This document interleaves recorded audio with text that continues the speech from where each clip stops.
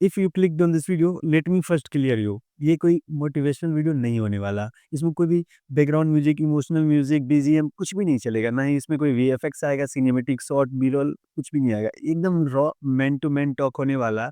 And इसलिए इस video को और ज़्यादा हार्ड बनाऊँगा ताकि बहुत सारे लोग नहीं देख पाएँ। अगर आपको देखना है तो आपको माइंड को कंट्रोल करना पड़ेगा। आज के टाइम में लोग शॉर्ट्स देखते-देखते इतने पागल हो चुके हैं कि उनको एक 10 मिनट, 20 मिनट की वीडियो देखने में भी बहुत ही ज़्यादा प्रॉब्लम होती है। इसलिए इस वीडियो को मैं और बोरिंग बनाऊँगा। इस वीडियो को पहले ब्लैक एंड व्हाइट करते हैं। अब आगे इस वीडियो में ऐसा कुछ भी नहीं होने वाला जिसमें मैं आपके यूट्यूब के सो कॉल्ड टीचर्स की तरह बोलूँगा कि अगर एसएससी निकालना है तो सिर्फ़ और सिर्फ़ मुर्गे की तरह पढ़ते रहो। 24 घंटे में से 19 घंटे, 20 घंटे बस पढ़ाई करो, करते रहो पढ़ाई और तभी निकलेगा एसएससी। ऐसा कुछ भी स्ट्रैटेजी मैं नहीं बताने वाला हूँ इस वीडियो में। क्योंकि मुझे पता है पढ़ाई एक ऐसी चीज़ है जिसको करने का किसी को मन नहीं करता। मैं रियलिटी बताता हूँ, कोई भी ऐसा आदमी है ही नहीं दुनिया में जो कि ये बोलता है कि बस उसको बस पढ़ते रहने का चौबीसों घंटे मन करता है, ऐसा नहीं है। पढ़ाई एक ऐसी चीज़ है जो कि तपस्या की तरह है, हर आदमी को बोरिंग लगता है पढ़ाई। एक टाइम के बाद हर आदमी पढ़ाई से बोर हो जाता है। एक दिन में 7-8 घंटे तक पढ़ने का आदमी को मन कर सक बहुत ज़्यादा अगर मेहनत करेगा आदमी तो 7-8 घंटे दिन में डेली पढ़ सकता है। बट डेली दिन के 19-20 घंटे पढ़ना इम्पॉसिबल है, कोई पढ़ ही नहीं सकता। अगर आप रियल में टॉपर का इंटरव्यू यूट्यूब पे देखोगे जो यूपीएससी के एआईआर 1 होते हैं, उनका कहना है कि 7 से 8 घंटे दिन में पढ़ना इनफ है। तो ऐसा कुछ स्ट्रेटजी मैं नहीं बताऊँगा जो कि एक बार मैं बोल के चल जाऊँ मोटिवेशन की तरह और वो आप देखो और फिर खत्म हो जाए, ऐसा नहीं होगा। एक रॉ वीडियो होगा, भले ही वीडियो 10, 20, 30 मिनट का हो जाए, बहुत ही लंबा हो जाए, कोई दिक्कत नहीं है। नहीं दिखेंगे लोग, नहीं दिखेंगे, कोई दिक्कत नहीं। जो देखेगा वो मानेगा कि हाँ, मैंने कुछ सही बताया, ऐसा वीडियो आज का होने वाला। तो एकदम रॉ रखेंगे, ज़्यादा कट-वट कुछ नहीं मैं करूँगा, जो मैं बोलूँगा वही रहेगा। तो स्टार्ट करते हैं, सबसे पहले मैं आपको एक चीज़ बता देता हूँ, मैं मान के चल रहा हूँ कि आप एक एवरेज स्टूडेंट हो। एक एवरेज स्टूडेंट यानी कि ऐसे स्टूडेंट जो कि पढ़ना तो बहुत चाहते हैं, लेकिन वो पढ़ नहीं पाते, क्योंकि उनकी एक ऐसी मजबूरी नहीं रहती है जो कि एक मोटिवेशन दे दे। जैसे कि बहुत सारे लोग बोलते हैं कि बस रिक्शा चलाने वाला है, जिसके पापा रिक्शा चला रहे हैं या फिर जिसकी मम्मी किसी और के यहाँ काम कर रही है, तो वो एकदम वो होता है ब्रूटल वाला जो सिचुएशन होता है। वो ऐसा ऐसा सिचुएशन है जिसके पास नहीं है, उसका क्या? वो नहीं पढ़ सकता, वो टॉपर या एआईआर 1 नहीं बन सकता क्या? उसके लिए क्या हो? तो मोटिवेशन भी उसके पास काम नहीं करती क्योंकि उसके पास ऐसा कुछ सिनेरियो ही नहीं, हार्ट ब्रेक ही नहीं है जिसके कारण उसको बहुत ज़्यादा पढ़ने का मन करे। जो कि सो कॉल्ड टीचर्स बोलते हैं कि चौबीसों घंटे पढ़ते ही रहने का मन करे। वैसा सिचुएशन नहीं है, जो कि एक डेली नॉर्मल बच्चा है, जो कि चाहता है पढ़ना, जिसके पास सब कुछ है, लेकिन उस हिसाब से नहीं जिस हिसाब से चाहिए। नॉर्मल बेसिक चीज़ें हैं, मिडल क्लास आदमी के पास जैसे रहता है, वो बच्चा क्या करे, वो पढ़ना अगर चाहता है, उसके लिए वीडियो होने वाला है। तो एकदम वो बच्चा जो एकदम चाह रहा है पढ़ना, लेकिन पढ़ नहीं पा रहा है और अगर कोई टॉपर है, तो ये मैं मान के चलता हूँ, जो टॉपर होगा, वो वीडियो देखेगा ही नहीं। उसके पास इतना टाइम नहीं है कि वो वीडियो देख रहा होगा। तो मिडिल क्लास बच्चा जो देखना चाह रहा है, जो पढ़ना चाह रहा है, उसके लिए वीडियो है। तो चलो स्टार्ट करते हैं। तो आपने एक चीज़ गौर किया है कि बचपन में जो आप बुक्स पढ़ते थे, उसमें देखते होंगे कि बहुत ज़्यादा कलर्स रहते थे, बहुत ज़्यादा डिफरेंट-डिफरेंट कलर्स, बहुत ज़्यादा पिक्चर्स रहते थे एंड जैसे-जैसे आप धीरे-धीरे बड़े होते चल गए, वैसे-वैसे कलर्स कम होते चल गए। फिर धीरे-धीरे और पिक्चर्स कम होते चल गए। फिर और ज़्यादा फिर एक टाइम ऐसा आता है 9th-10th में तो कि आपको एनसीईआरटी मिलता है, जो कि पूरा ब्लैक एंड व्हाइट ही रहता है। मतलब इतना ज़्यादा ब्लैक एंड व्हाइट कि आपको जैसे बुक खोलो और जैसे ही पढ़ने का कोशिश करो तो आपको नींद आने लगता है। इतना ज़्यादा बोरिंग हो जाता है। एंड उसके बाद तो 12th के बाद तो आपको ऐसे-ऐसे बुक्स मिलते हैं या बुक्स मिलते भी नहीं। आदमी को खुद से नोट्स बनाना होता है, खुद से पढ़ना होता है और बहुत कम होते हैं जो बुक्स खरीदते हैं और फिर उसका बुक तो इतना ज़्यादा बोरिंग होता है कि कोई छूता ही नहीं है। जैसे कि बीए या फिर बीएससी ऐसी ये सब चीज़ें जो कर रहे हैं उसका बुक्स तो कोई छूता भी नहीं। इतना ज़्यादा बोरिंग होता है, इतना मोटा-मोटा बुक होता है। गौर किया ऐसा क्यों होता है? वो पिक्चर्स तो उसमें भी दे सकते थे, कलर्स तो उसमें भी दे देते बट क्यों नहीं देते? एक ही रीज़न है, जितने आप बड़े होते जाते हो उसके बाद उतना पढ़ाई हार्ड होते जाता है, उतना आदमी को उस तरह से डिज़ाइन किया गया है कि एक आदमी पढ़ने का मन नहीं करे, उसको बोरिंग लगे। पिक्चर्स दे देगा तो इंटरेस्टिंग हो जाएगा या फिर और ज़्यादा अच्छे से एक्सप्लेन कर देगा तो पढ़ लेगा, सब पढ़ लेगा। लेकिन चाहता है वो एजुकेशन सिस्टम और ज़्यादा बोरिंग हो, हार्ड हो और जितना ज़्यादा हार्ड हो तभी तो आपकी असली परीक्षा होगी। ऐसा एजुकेशन सिस्टम इसलिए बनाया गया। तो ये चीज़ें आपको समझनी पड़ेगी। इसलिए आपको अभी पढ़ने का मन नहीं करता, इसलिए आप बुक खोलते हो तो नींद आती है। इसका एक सटीक आंसर है ये। अब मैं बताता हूँ, तो करना क्या चाहिए? इसका एक ही सॉल्यूशन है कि उस बोरिंग पार्ट को आप इंटरेस्टिंग बनाओ, उस कलरलेस चीज़ को आप कलरफुल बनाओ। कैसे बना सकते हैं? वो एक अपना अच्छा-सा स्ट्रैटेजी प्लान बना के। कोई भी एक्स्ट्रा कुछ दिमाग नहीं लगाऊँगा, एकदम परफेक्ट प्लान स्ट्रैटेजी बनाऊँ बताऊँगा। तो देखो, सबसे पहले मैं बताता हूँ, आपको क्या क्लियर करना है? गोल ऊपर में लिखो एसएससी, आपको एसएससी क्लियर करना है। एसएससी का कौन एग्ज़ाम है वो लिखो। हो सकता है वो सीजीएल हो या फिर हो सकता है आपको ग्रेजुएशन कंप्लीट नहीं हुआ, उससे नीचे वाला सीएचएसएल, एमटीएस, स्टेनो ये सारे एग्ज़ाम हो सकते हैं। मैं गोल ये नहीं बोल रहा हूँ कि एसएससी का ही, कोई भी एग्ज़ाम आप दे रहे हो, रेलवे दे रहे हो या फिर कोई भी, लेकिन मेनली फोकस अगर एसएससी पे कर रहे हो तो उस बताता हूँ। देखो, आपको सबसे पहले क्या करना, देखना है कौन-सा एग्ज़ाम है, उसके बाद सबसे पहले मेन जो सिलेबस होता है, वो निकालना। सिलेबस बहुत सारे लोगों को ऐसा होता है कि बैच खरीद लेते हैं, पढ़ाई करने लगते हैं, उनको सिलेबस एग्ज़ैक्ट मालूम नहीं रहता। बस ये पता है कि हाँ, प्रॉफिट लॉस रेशियो ये सब आता है, ये सब आता है, एडवांस मैथ आता है, बेसिक मैथ आता है, बस ये पता है। लेकिन एग्ज़ैक्ट पता है कि क्या आता है? नहीं, बहुत सारे 50% बच्चों को मुझे पता है कि एग्ज़ैक्ट सिलेबस है। कभी एसएससी की वेबसाइट पे जाके डाउनलोड किए हो कि चलो ठीक है, प्रॉफिट लॉस तो पूछता है, लेकिन प्रॉफिट लॉस के अंदर क्या पूछता है? डिस्काउंट में कौन-सा? डिस्काउंट में बहुत सारे एक पॉइंट्स होते हैं, बहुत सारे उसके अंदर जो होते हैं सिलेबस में सेक्शंस होते हैं, वो कभी देखा? नहीं, वो सबसे पहले मेन उसको डाउनलोड करो यार, सिलेबस डाउनलोड करो। तो चलो सबसे पहले मैं आपको जितना भी सिलेबस है हर चैप्टर का उसको ब्रेक डाउन करके एक दिखाता हूँ और उसका प्रिंट आउट या फिर उसका लिंक डिस्क्रिप्शन में आपको मिल जाएगा। आपको जाके उसको सेव करना है अपने फ़ोन में, प्रिंट आउट निकालना है और आपको दीवार पे चिपकाना है। डेली देखना है उसको कि क्या सिलेबस है, मैंने क्या कि पहले सिलेबस करते हैं, उसके बाद उसके आगे बताता हूँ कि क्या करना है। सबसे पहले जाएँगे चैट जीपीटी पे और वहाँ पे जाके हम सर्च करेंगे कि एसएससी का जो 2026 का सिलेबस है, एग्ज़ैक्ट सिलेबस जो कि एआई पे सब कुछ बेस्ड कर दिया है, तो वहाँ जाके सर्च करेंगे एआई से और इसका लिंक मैं डिस्क्रिप्शन में दे दूँगा, आप जाके पीडीएफ डायरेक्ट डाउनलोड कर सकते हो। ये एसएससी सीजीएल 2026 का टियर 1 का सिलेबस है। सबसे पहले आपको टियर 1 पे फोकस करना है। आपका मेन गोल फर्स्ट गोल आपका टियर 1 रहना चाहिए। बहुत सारे लोग डायरेक्ट टियर 2 और मेंस का तैयारी करने लगते हैं। तो वो बहुत ज़्यादा दिक्कत कर देता है क्योंकि आप शुरू में ये नॉलेज करने लगोगे तो आपको बेसिक्स क्लियर नहीं होगा और बाद में आपको जाके बहुत ही ज़्यादा दिक्कत होगा। तो स्टार्टिंग करते हैं अपने सिलेबस से, मैथ्स का सिलेबस है। सबसे पहले नंबर सिस्टम से बेसिक से स्टार्ट होता है जिसमें कि integral, fraction, decimal, LCM, HCF, simplification और स्क्वायर रूट, क्यूब रूट ये सब आता है। सबसे आपको पहले मैथ में आपको बेसिक्स तो क्लियर करना ही पड़ेगा। बेसिक्स का जितना से जितना आपको हो सके उतना लेक्चर देखो और उतना क्वेश्चन सॉल्व करो। बहुत सारे आदमी लेक्चर देख के बस छोड़ देते हैं, क्वेश्चन सॉल्व नहीं करते। सबसे पहले क्वेश्चन सॉल्विंग। तो आपको ये करना पड़ेगा। स्टार्ट करते हैं तो नंबर सिस्टम से उसके दूसरा आता है अलजेब्रा। अलजेब्रा में बेसिक अलजेब्रिक आइडेंटिटीज रहेंगे, लीनियर इक्वेशन रहेगी, क्वाड्रेटिक इक्वेशन, फिर ज्योमेट्री आता है उसके अंदर ये सब आएगा। ये आपको पीडीएफ का लिंक डिस्क्रिप्शन में मिल जाएगा। आप मैं कितना पढ़ के बताऊँ, ये सब आपका मैथ्स का सिलेबस है। तो मैं आपको बस ये बताना चाहता हूँ, पहले आप बेसिक छोटा-छोटा करना। पहले आप नंबर सिस्टम कर देना, फिर अलजेब्रा कर देना, फिर ज्योमेट्री मत करना, मेंसुरेशन मत करना, ट्रिग्नोमेट्री मत करना। उसके बाद आप सीधा आ जाना इस पे 7 नंबर पे। उसके परसेंटेज, प्रॉफिट लॉस, डिस्काउंट ये कर लेना। ये तीनों बहुत ही ज़्यादा नेसेसरी है। आपको शुरू में ये करना ही करना चाहिए और इसके जितने क्वेश्चन्स हो सके उतने क्वेश्चन्स बनाओ। सीट्स के क्वेश्चन बनाओ, प्रीवियस ईयर ढूँढ-ढूँढ के क्वेश्चन बनाते रहो। ये इसमें जितने भी successive percentage, charges, mark price, cost price वाला क्वेश्चन ये बहुत ही ज़्यादा पूछे जाते हैं। खास करके एसएससी के एमटीएस में, सीएचएसएल में।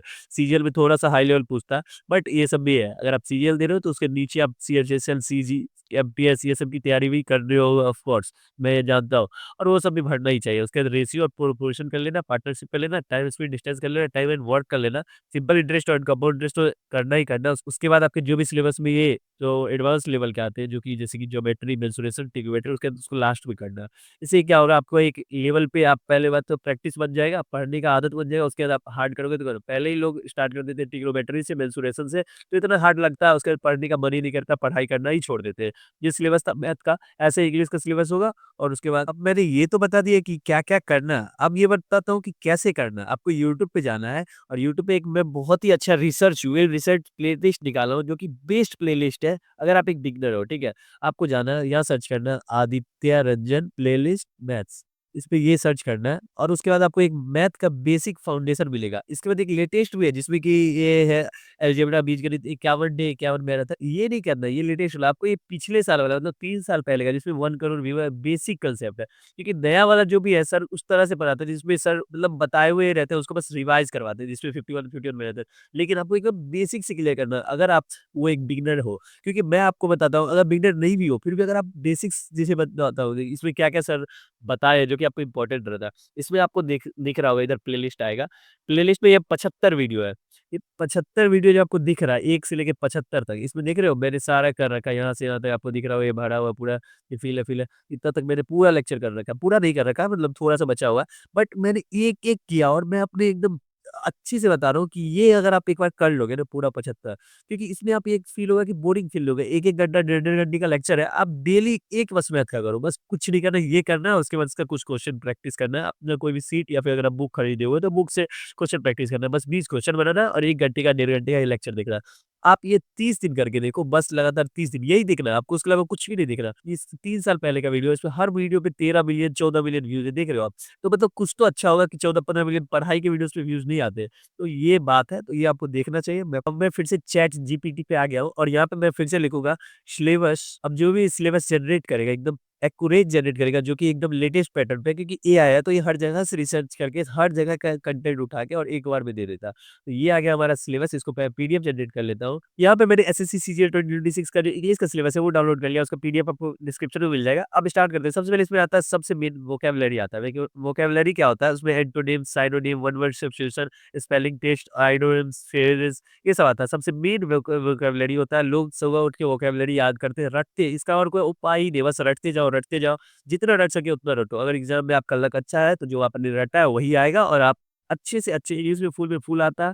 जितना भी स्कोर करते हैं जो टॉपर होते हैं उसका फुल में फुल ही रहता है इंग्लिश में। क्योंकि इंग्लिश ईज़ी है अगर देखा जाए। अगर आप अच्छे से पढ़ते हो, ठीक है? इंग्लिश ग्रामर का जो भी स्पेलिंग एरर, स्पॉटिंग है, सेंटेंस करेक्शन है, ये सब आता है। फिर ये आप देख लेना सिलेबस में कितना बताऊँ। इसमें बस ज़्यादा कुछ दिखने में लगता है बट है बहुत छोटा। देखो 5 बस ये 5 पॉइंट्स हैं जो कि आपको याद करने हैं। बस यही है, रट लेना है। अगर आपका ग्रामर में बेसिक्स क्लियर नहीं है तो इसके लिए भी मैं एक बता देता हूँ आपको ऑप्शन क्या करना है। आपको यूट्यूब पे जाना है और यहाँ पे लिखना है इंग्लिश ग्रामर का रानी मैम का प्लेलिस्ट। ठीक है, आपको यहाँ पे दिख भी रहा होगा, ये मैंने कर भी रखा है।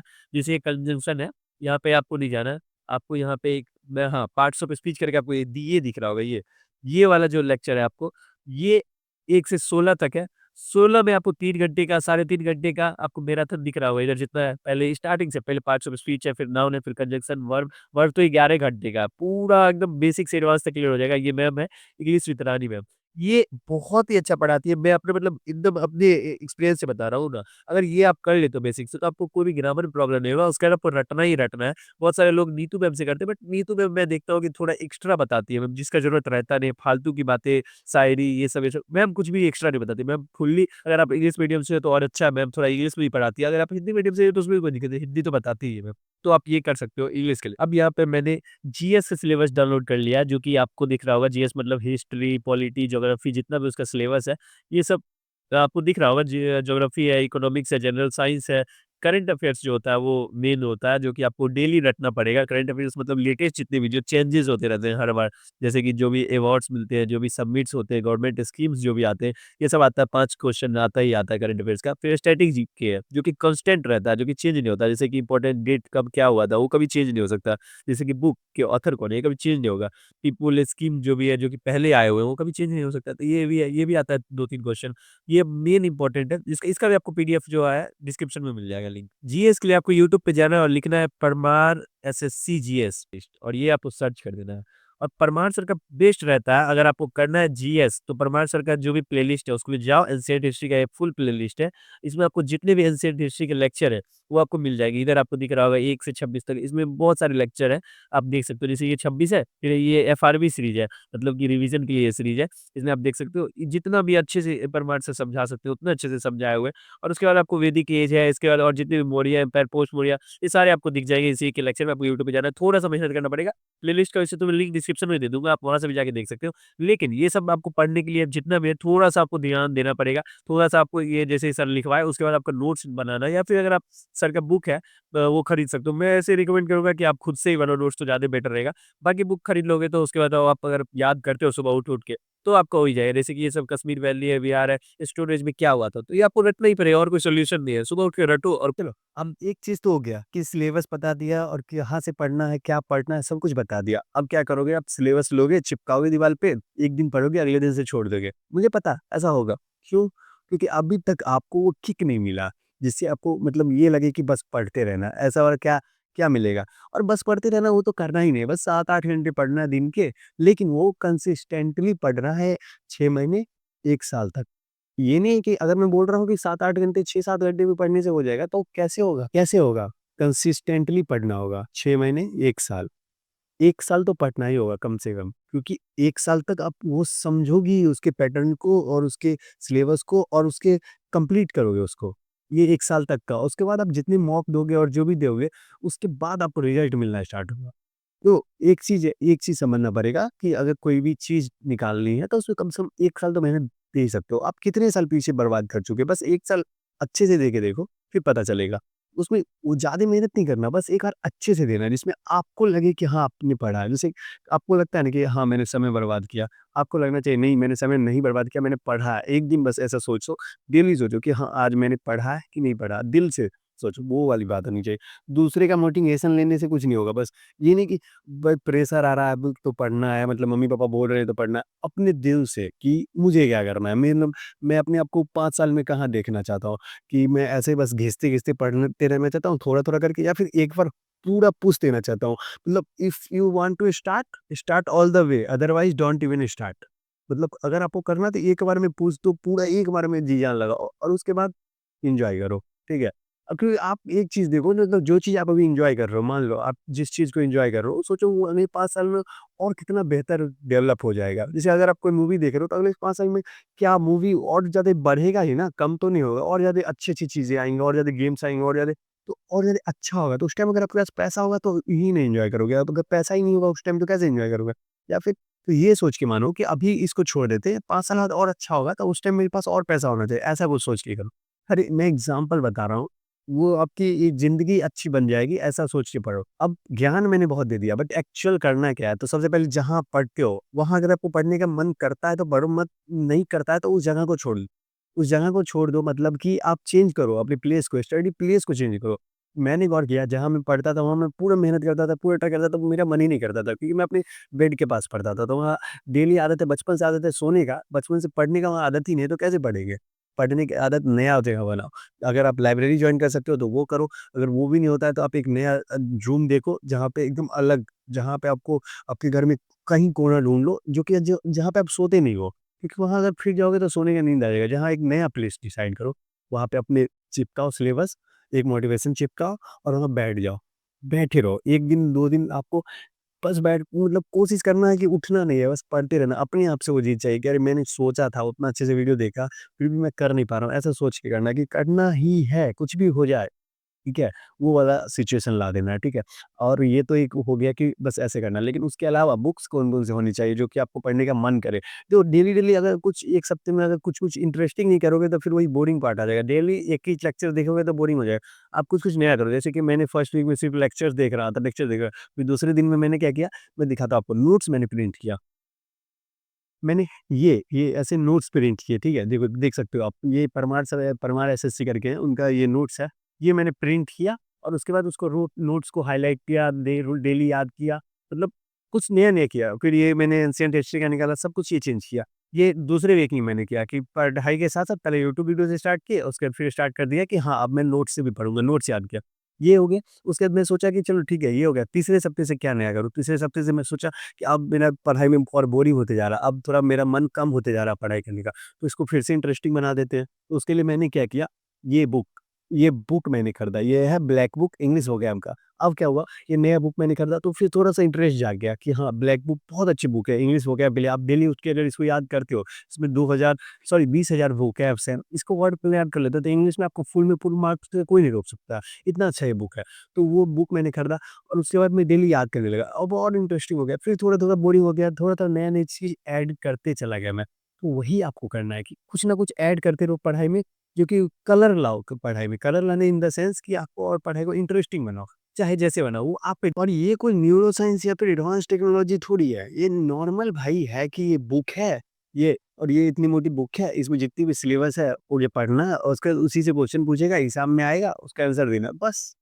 क्या हार्ड है भाई इसमें? ठीक है, मतलब देखो हार्ड तो है तो इतना भी ईज़ी नहीं है, मैं नहीं बोलूँगा, नहीं तो बोलेगा कि भाई इतना ईज़ी है तो कोई भी निकाल लेगा, ऐसा नहीं है। अब ये इसलिए ही डिज़ाइन किया जाता है कि आप उस पोस्ट पे जा के वो रह सकते हो कि नहीं रह सकते हो। आप मानो अगर आपका जॉब अभी हो जाता है तो आप उस लायक हो कि आपको सर-सर करे लोग इज़्ज़त दे, नहीं हो। आप उठ रहे हो 11 बजे, आप अगर जॉब लग जाएगी तो आपको उठना पड़ेगा 9 बजे, तैयार होना पड़ेगा, 10 बजे ऑफ़िस जाना पड़ेगा, एक डिसिप्लिन्ड लाइफ़ होनी चाहिए। तो वो एक डिसिप्लिन लाइफ़ लाने के लिए ही लोग पढ़ाई करवाते हैं, एग्ज़ाम कंडक्ट करवाता है ताकि वो जिस पोस्ट पे जा रहे हैं, उस पोस्ट के लायक हैं। इसलिए आप गौर नहीं किया होगा कि अगर आपका उ पोस्ट उस लेवल का पोस्ट है, अगर यूपीएससी लेवल का पोस्ट है, तो यूपीएससी लेवल का डिसिप्लिन आपको चाहिए, उतना हार्ड इसलिए एग्ज़ाम लिया जाता है। अगर एक आपको एमटीएस लेवल का जॉब कर रहे हो, तो उसको एमटीएस लेवल का डिसिप्लिन चाहिए। एमटीएस लेवल में हो सकता है ये आप 10 बजे भी उठो तो आपका काम चल जाएगा, उठो और 10 बजे जॉब ऑफ़िस में चले जाओ, मुँह कान धो के बात खत्म, वो हो सकता है। बट अगर आप यूपीएससी आईएएस बन रहे हो, तो आपको 10 बजे उठने से नहीं होगा, आपको 4 बजे, 5 बजे उठना पड़ेगा, एक डिसिप्लिन लाइफ़ जीना पड़ेगा, योगा करना पड़ेगा, मेडिटेशन करना पड़ेगा, क्योंकि आप एक आईएएस हो। तो आईएएस की तरफ पढ़ाई भी तो करनी पड़ेगी, तो आपको 4 बजे उठना पड़ेगा, आपको वो डिसिप्लिन स्टूडेंट लाइफ में ही लाना पड़ेगा। तभी क्रैक कर पाओगे। तो वही बात है। आप ये मान के चलो कि मैं एक एसएससी का जो भी आप एग्ज़ाम दे रहे हो, सीजीएल दे रहे हो, तो अब मान लो इनकम टैक्स ऑफ़िसर हो, अब मेरी लाइफ़स्टाइल कैसी होगी? तो मैं कितने बजे उठूँ और कितने बजे सो जाऊँ? मूवी देखूँ या ना देखूँ? अगर मैं रहता ऑफ़िसर तो मैं ये सब काम करता? ऐसा सोच के चलो।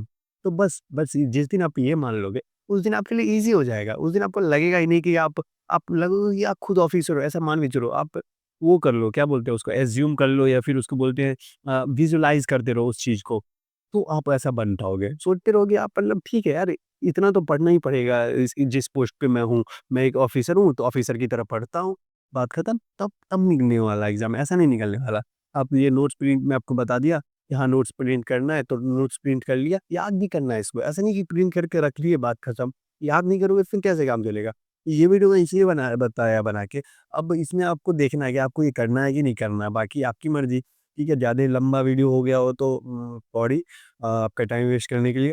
तो लेकिन ये वीडियो में ठीक है, मैं जैसा चाह रहा था वैसा नहीं हो पाया, इससे भी बेटर मैं बना सकता था, मुझे पता है, बट मेरे पास भी अभी उतनी टाइम नहीं है, मैं भी स्टडी ही कर रहा हूँ। तो बस मैं अब सही रूटीन पे आ गया हूँ, इसलिए मैं ये वीडियो बनाई। मैं पहले नहीं था, तो मैं उस लायक अपने आप को नहीं समझता था, इसलिए मैं नहीं बना रहा था। बट मैं अब समझ रहा हूँ कि हाँ, मैं एक उस डिसिप्लिन लाइफ़ जी रहा हूँ, तो आपको भी बता सकता हूँ कि हाँ, मेरा एक सीरीज़ चल रहा है जिसमें कि मैंने 100 डेज़ 8 आवर्स स्टडीज़ का रूटीन बनाया है, जिसमें डेली मैं 8 घंटे पढ़ाई करता हूँ, 7-8 घंटे। उसका डेली वीडियो आता है, डेली आपको शॉर्ट्स पे दिख रहे होंगे, मेरा अभी 30 दिन कंप्लीट होने वाला है, ये 25-26 दिन में होगा और मैं डेली 8-7 घंटे पढ़ रहा हूँ, उसको डॉक्यूमेंट भी कर रहा हूँ और अपलोड भी कर रहा हूँ। तो ऐसा नहीं है कि बहुत हार्ड है, मैं कर रहा हूँ 30 दिन से आज 7-8 घंटे पढ़ रहा हूँ। तो वही बात है कि और उसको 100 दिन तक करूँगा, उसके आगे और भी बढ़ाऊँगा इंटरेस्टिंग बनाने के लिए। कुछ तो करूँगा ताकि वो बोरिंग पार्ट को अच्छा कर पाऊँ। मैं भी कर रहा हूँ, तुम भी करो, जो करना है। ये नहीं कि वीडियो ही बनाओ, कुछ भी कर सकते हो। तो मिलते हैं किसी अगले वीडियो में, तब तक के लिए अगर अच्छा लगा हो तो वीडियो को लाइक कर देना। शेयर कर सकते हो अगर इंटरेस्टिंग थोड़ा भी लगा हो तो और पुश के लिए तो कमेंट करो, मतलब मेरे वीडियो को पुश देने के लिए लाइक करो और उसके बाद एक कमेंट में अच्छा सा सजेशन दे दो।